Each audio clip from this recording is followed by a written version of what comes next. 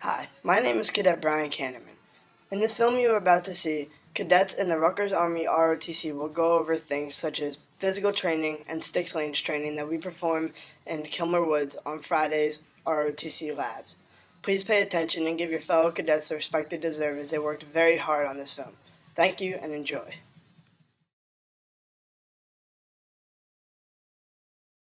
Hi, my name is Cadet Orion, and today we're going over physical training, otherwise known as PT. Now, PT is a way for any soldier, regardless of the branch, to remain physically fit in order to handle the tasks that he or she has to perform. But regardless of you're in the military or not, physical fitness is a way for anyone to stay fit in order to manage the stresses that they have to deal with on a daily basis. Because if you're fit, you can pretty much handle any situation. But before we exercise, we must first stretch. Now, before any exercise, it is imperative that you stretch. So right now, I'm going to demonstrate some examples of how we stretch in the Army. The first one is the arm or shoulder mobility stretch.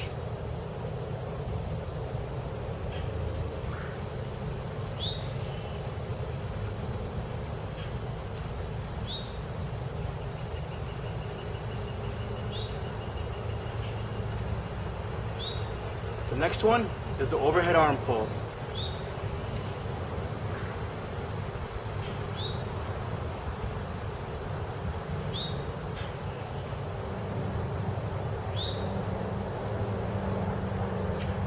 Next, the abdominal stretch.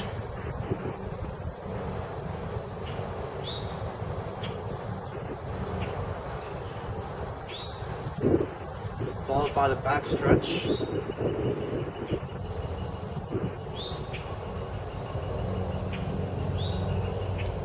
Then the chest stretch.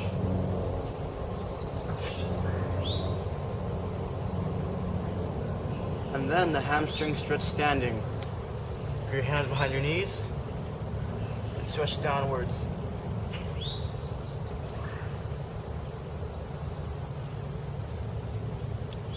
Now take your hands and try to reach your toes and stretch.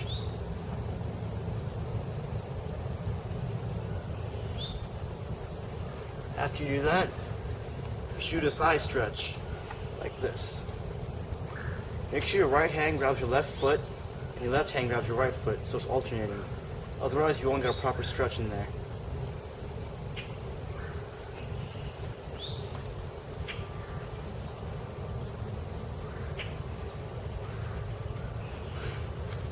Once you feel as if you've stretched enough, then you can begin exercising. In order to remain fit, you don't have to go to the gym or anything.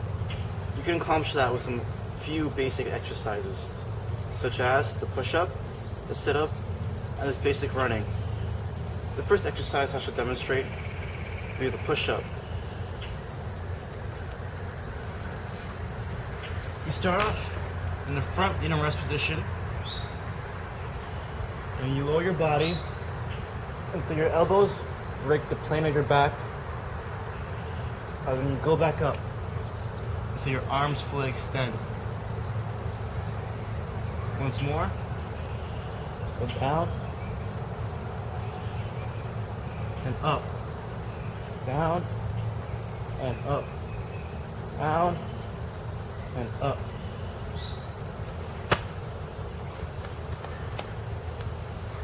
Once you finish the push-up, you can just do a basic sit-up, which looks like this.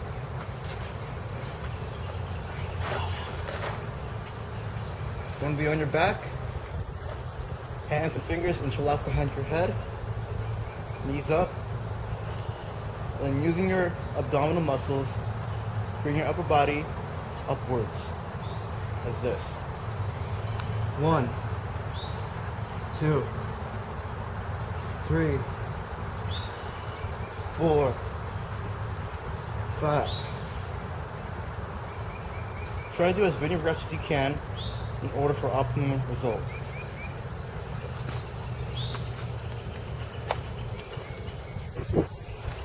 The next exercise you can do in order to maintain physical fitness will be running. Now when you run, the most important thing is to maintain your form and to control your breathing. Now when you run, you want to land on the balls of your feet not the heel. For example, you want to maintain that lightness in your feet as you're running.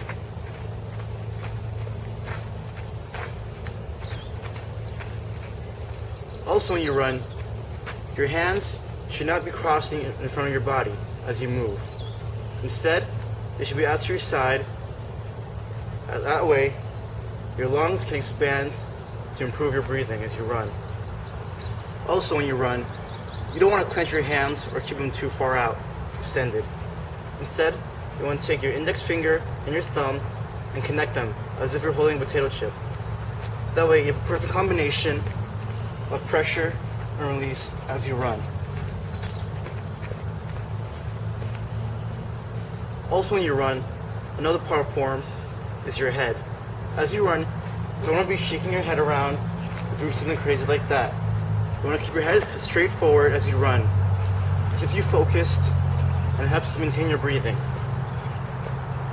As for breathing itself, the most important thing is to not take too many deep breaths or not to breathe too little. In other words, synchronize your breathing with your steps. Personally, for me, every time my left foot hits the ground, I inhale, and every time my right foot hits the ground, I exhale. That way, it's synchronized and it's easier for me to run.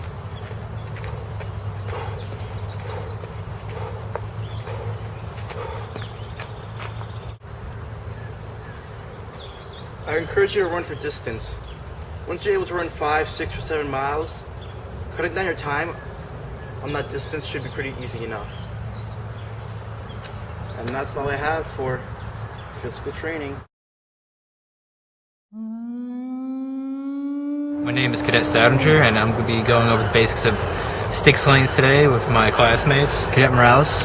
Avi.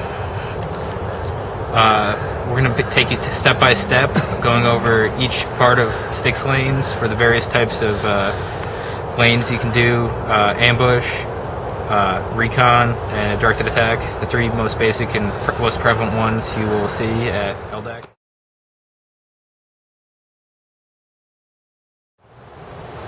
The three main types of squad level stick lanes in ROTC include ambush, recon, and directed attack. Ambush consists of a squad attacking an objective, surprising the enemy with mass casualty producing weapons.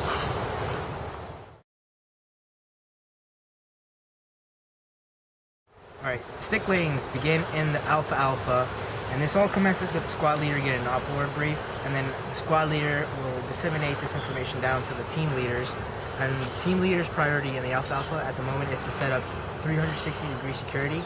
So you'll have battle buddies, and each one will get a sector of fire, and all these sectors of fire have to intersect in order to accomplish that task of getting 360 security. Following that 360 security, there's a warno, and then there's briefing of the op-board.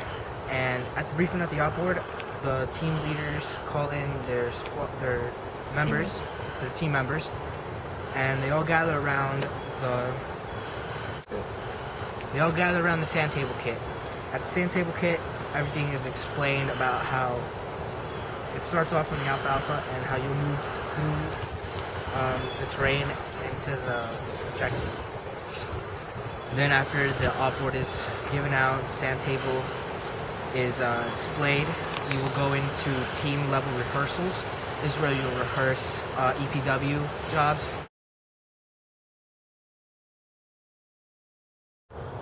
So here we have a demonstration of how you establish a sector of fire when you're trying to establish 360-degree security. So you have one cadet here laying in the prone, another cadet here laying in the prone, and the team leader will come and he will give them sectors of fire. So, for example, Stoudinger, you have from that fallen tree to, you can see to your farthest left.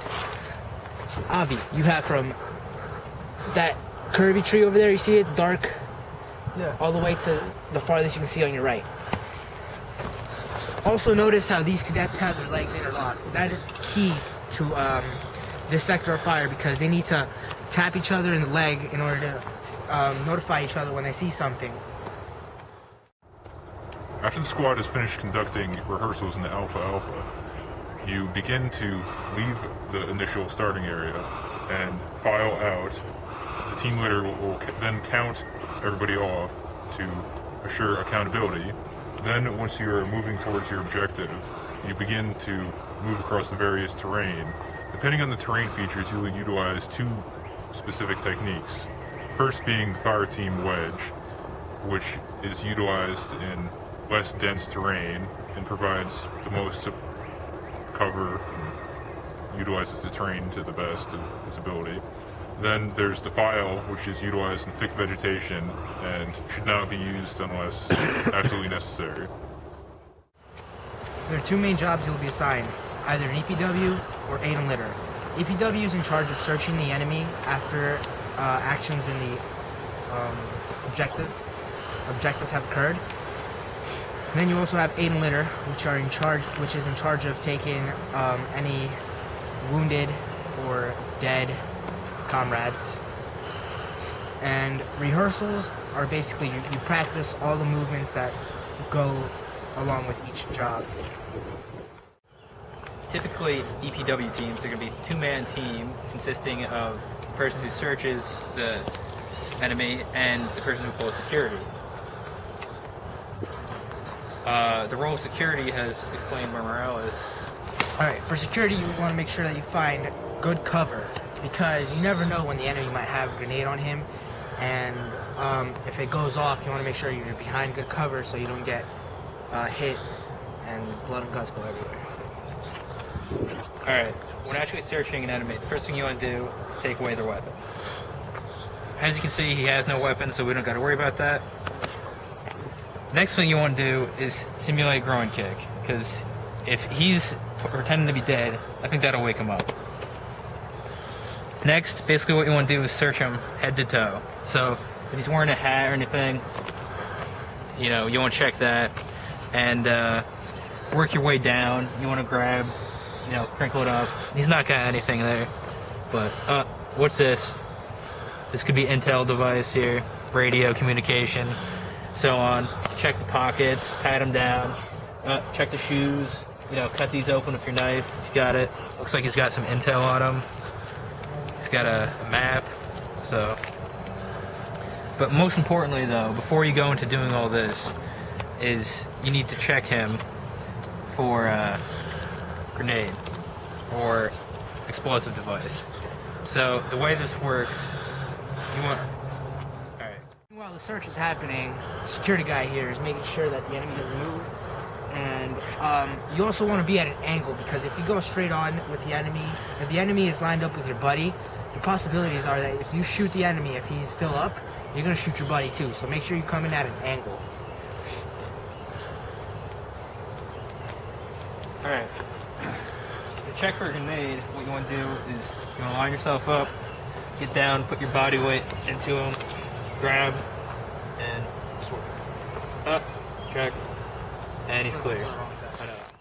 To check for a grenade, what you want to do is you want to go down where your buddy's covering for you. Then you want to grab him, put your body weight into him, flip him over. Clear. It's clear. What's this though? Some contraband? Better confiscate that. We have the wedge technique. This is the hand and arm signal. You have to make sure when you give the signal to look back, make sure you get a positive confirmation and that the signal gets echoed back. As well as the file technique. Typically, when moving, you want to have your team members at least 10 meters away from each other. So you're less likely to be compromised or killed. Here we have an example of the wedge formation. Notice how Morales showed confirmation. See the triangle form? That's a wedge formation. From the wedge formation, we'll move into the file formation.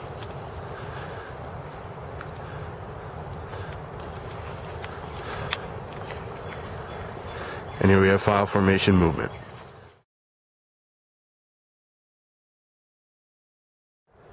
Recon.